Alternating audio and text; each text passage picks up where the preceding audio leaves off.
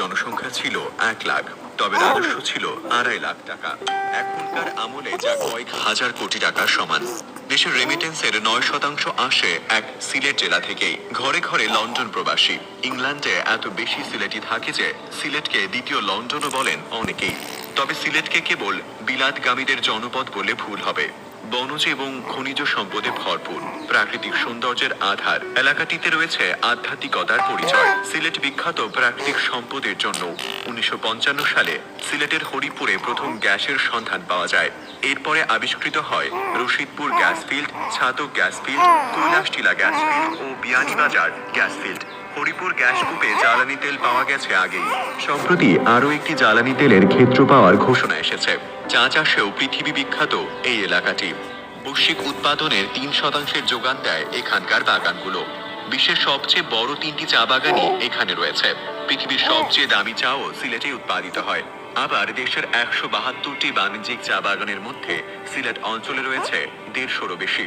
এই বিভাগের শ্রীমঙ্গলকে চায়ের রাজধানীও বলা হয়।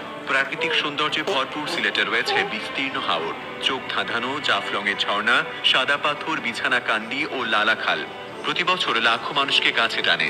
বিশ্বে মিঠা পানির 22টি জলাবনের মধ্যে একটি এই জেলার রাতারকুল। সিলেটের বালু কিংবা পাথর দুটোই সারা বাংলাদেশের সেরা। দাম বেশি হলেও এই দুই বস্তুর চাহিদা সমগ্র বাংলাদেশে রয়েছে।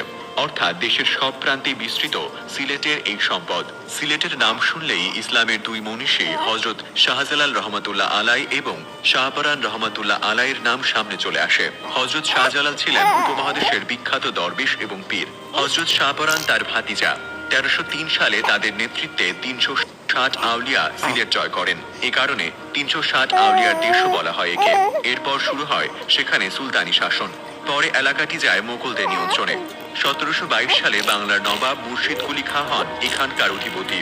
এই দুই ধর্মীয় গুরুর মাজারে প্রতিদিন অসংখ্য পুণ্যার্থী ভিড় জমান। মাজারের পুকুরে গজার মাছ এখানকার মানুষের মনে বিশেষ জায়গা করে নিয়েছে।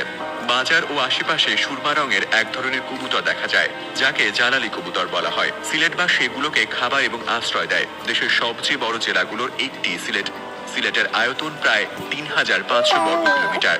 1984 সালে সুনামগঞ্জ, হবিগঞ্জ ও সুনামগঞ্জের জন্মের আগে আয়তন ছিল আরো বড়। সিলেটের নিজস্ব যে ভাষা তার কিন্তু বর্ণমালাও রয়েছে। একে বলা হয় দেবনাগরী ভাষা। লিপির নামও নাগরী। এখনো অনেকে এই ভাষা জানেন। সিলেটের অভিবাসনের ইতিহাস 300 বছর ধরে চলছে। তাদের বিলাত যাত্রা শুরু হয় জাহাজের লস্কর হিসেবে। সমুদ্র থেকে দূরে হলেও হাওর আর বিলের দেশ সিলেট। বর্ষায় ছোটখাটো সমুদ্র হয়ে উঠত চারপাশ। ফলে গড়ে ওঠে কাঠের জাহাজ নির্মাণ শিল্প।